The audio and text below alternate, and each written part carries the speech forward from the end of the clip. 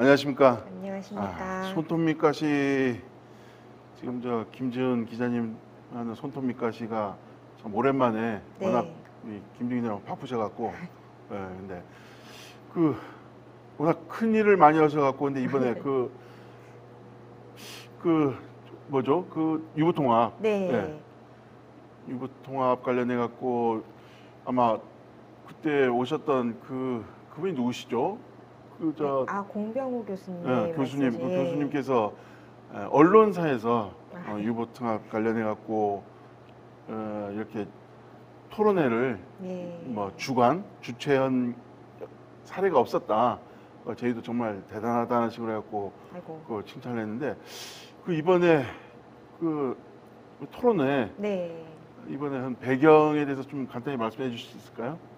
네, 유보통합이 이제 지난 9월 1일부터 이제 시범 운영에 들어간다고 되어 있었습니다. 그래서 제주도 내에서 유보통합에 대한 토론회가 한 번도 간담회도 개최가 되질 않았었어요. 근데 제가 어린이집 원장님들 그리고 교사분들 그리고 유치원 교사분들 또 이런 분들이 필드에서 얘기할 수 있는 공간이 단 한 번도 마련되어 보지도 못한 채 이제 바로 시범 운영에 들어간다라고 하면 이거는 조금 어려움을 겪을 수 있다라고 생각을 해서 너무 급했죠.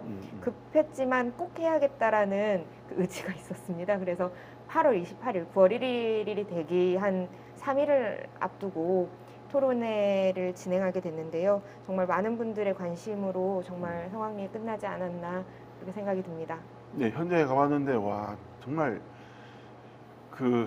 이 문제가 얼마나 교육계에 큰 이슈인지 많은 도의원님, 어린이집에서도 많이 왔고, 그 다음에 학교에서도 많이 왔고, 그런데 이번 유보통합이 배경이 뭔가요? 그러니까 모르는 분들이 워낙 많아갖고. 진짜 유보통합에 대해서 아예 모르는 분들이 정말 많으세요. 그래서 제가 처음부터 A부터 G까지 조금 간단하게 설명을 해볼까 합니다. 그러니까 저희가 제가 좀 이슈되는 거를 조금 몇 가지를 말씀을 드릴 건데 네이버 포털을 얘기해도 되나요? 괜찮습니다. 그러니까 검색창에다가 비대면 보육교사 2급 자격증 취득하는 방법 또는 고졸 자퇴생 어린이집 교사 되는 법 이런 것들이 예전에 이제 어린이집의 교사만 입력해도 그 연관 검색어 광고의 헤드라인으로 계속 떴었습니다. 근데 그게 뭐냐면 어린이집 교사분들을 많이 취업이 필요한 상황에서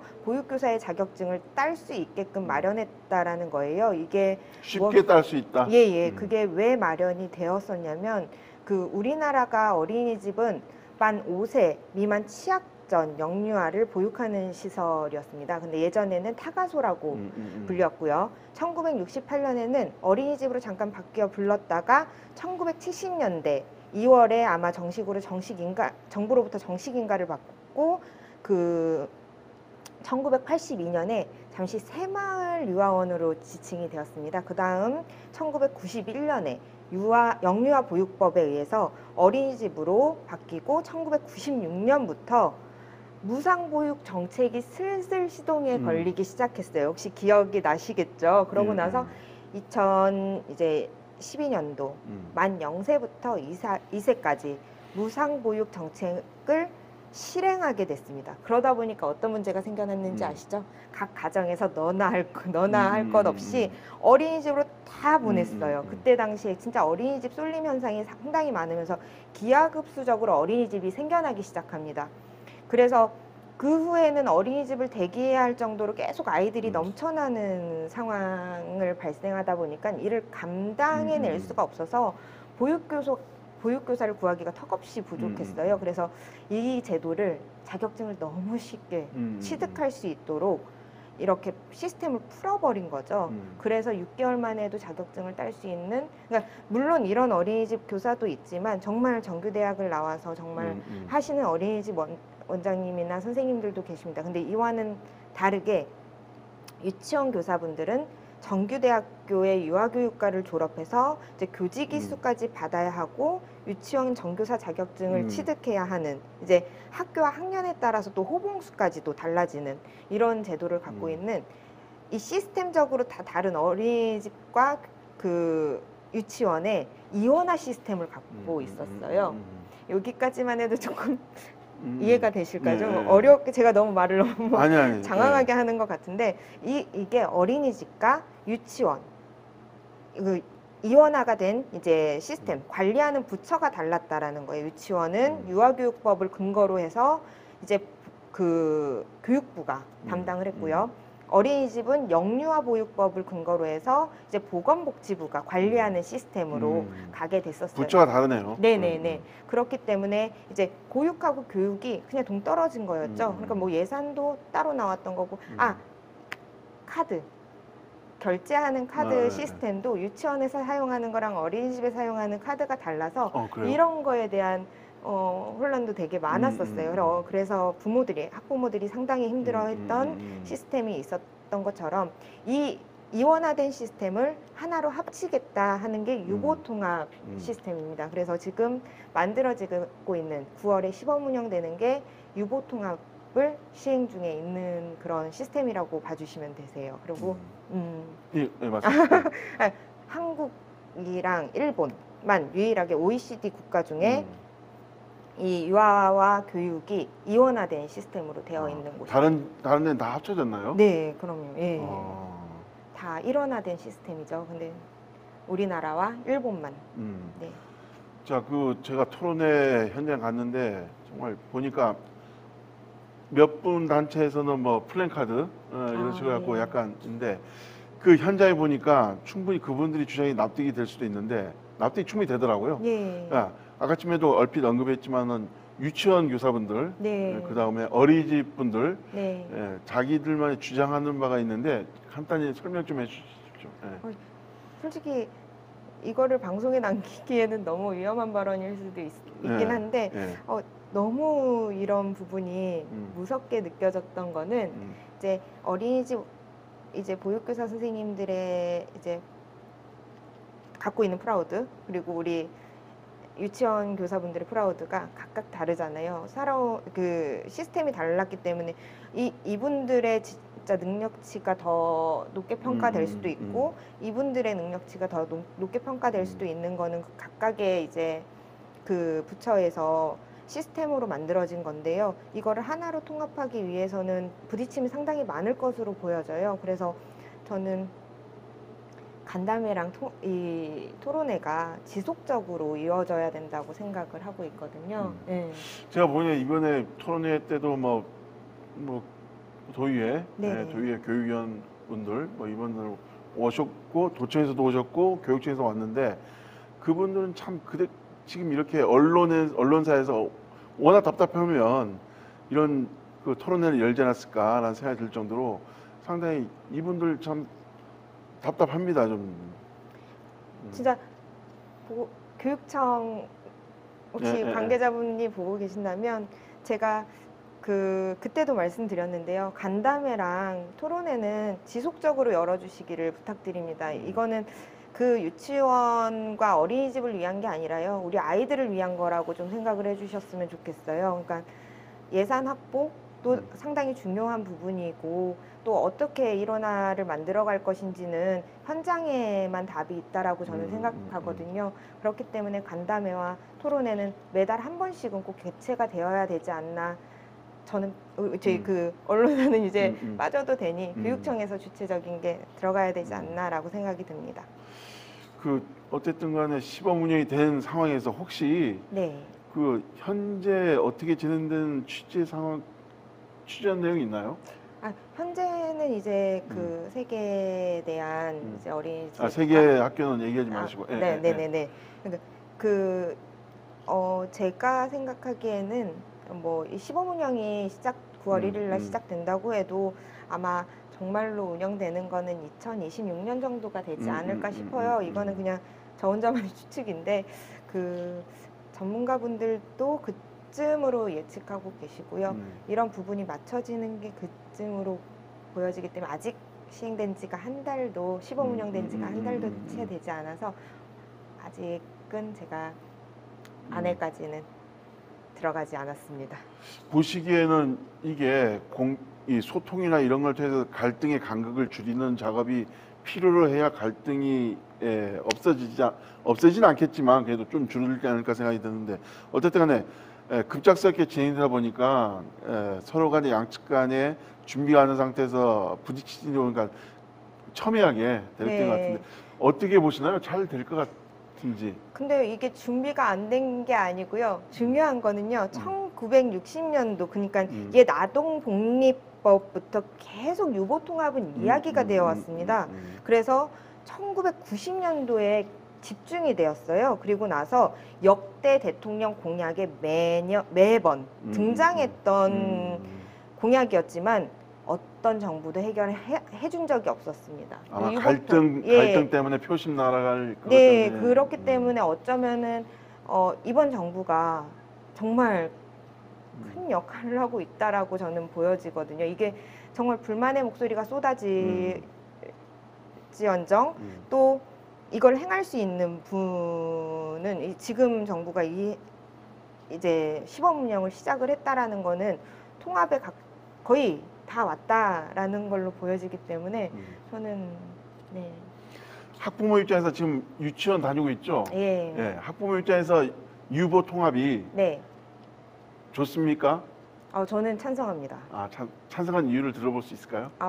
개인적인 의견을 이제 개인적인 의견이라면 네, 저희는 유치원하고 어린이집을 통합을 해야 하는 건 그러니까 아이들만을 위한 정책을 생각해야 된다라는 거죠. 그러니까 만약에 두 아이를 키우고 있어요. 첫째는 유치원에 보내고 둘째는 어린이집에 보낸다고 하면 아까 전에 제가 결제 시스템을 말씀드렸잖아요. 아이사랑 카드로 되어 있고 또 하나는 아이즐거움 카드로 되어 있습니다. 예. 이런 식으로 매번 다르게 결제를 해야 되는 이 시스템이 번거로울 수도 있고요.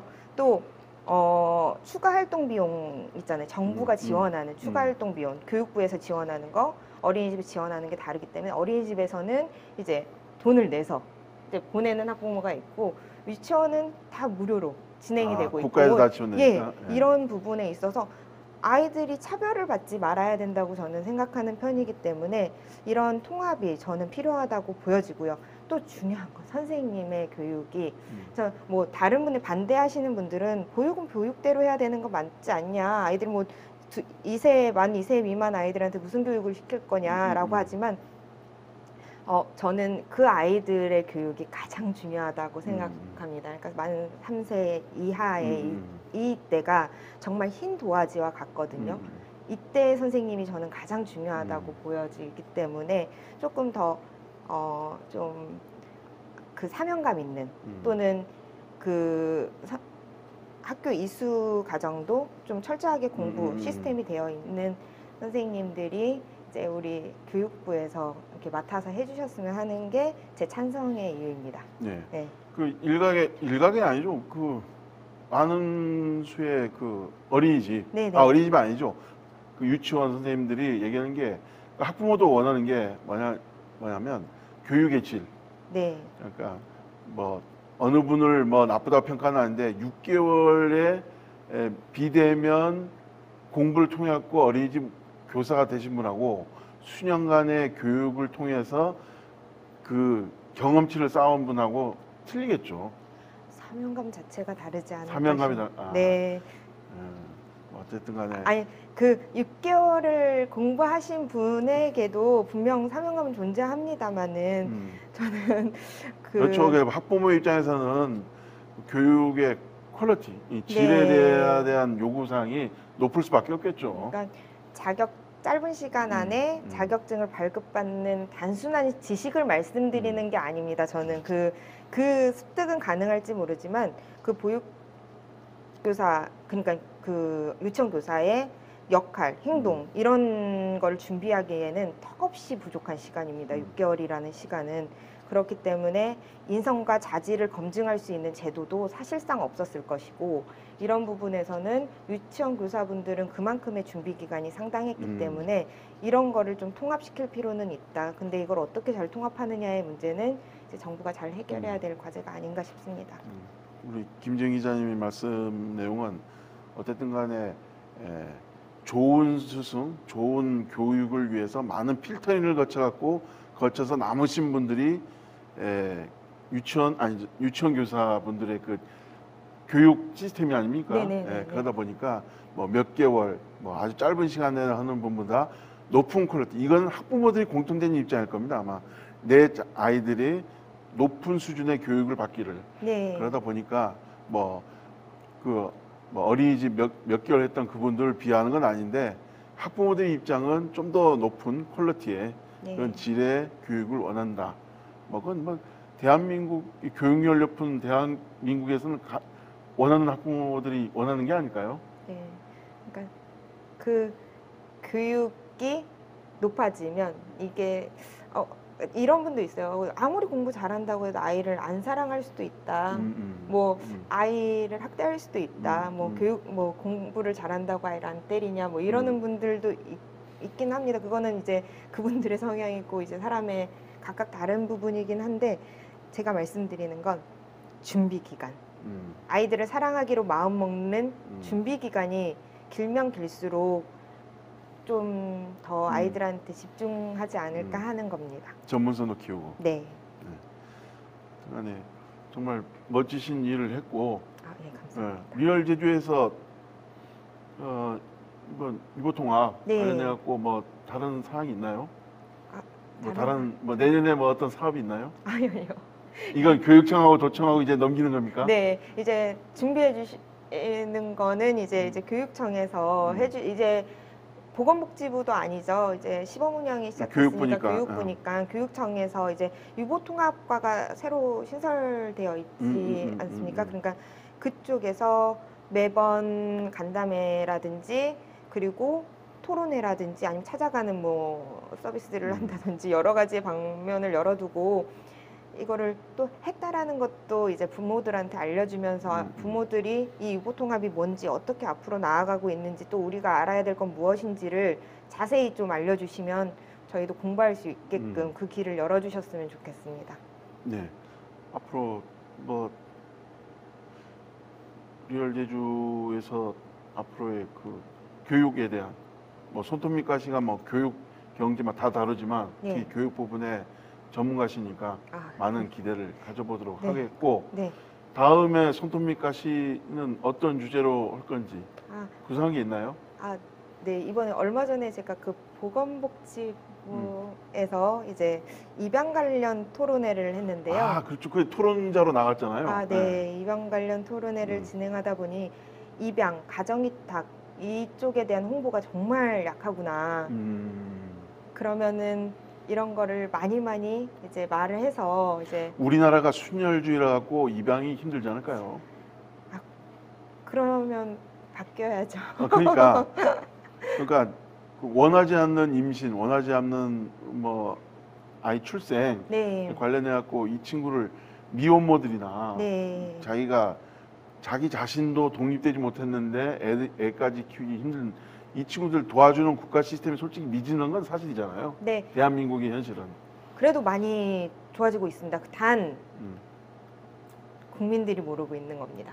그래요? 네. 그래서 그 국민들이 알 수 있게끔 홍보하는 역할을 하고 싶다는 거고요. 이제 좋은 시스템들이 많이 지금 있고 또 입양 관련해서 조금 대대적인 홍보가 집중되었으면 하는 바람에서 다음 화는 그렇게 진행을 해보고 싶습니다. 다음 화는 그 토론회 때 나온 내용을 가지고 살펴보고 짚어보는 네. 시간을 갖도록 하겠습니다. 네. 이상 상황 마치겠습니다. 감사합니다. 고맙습니다.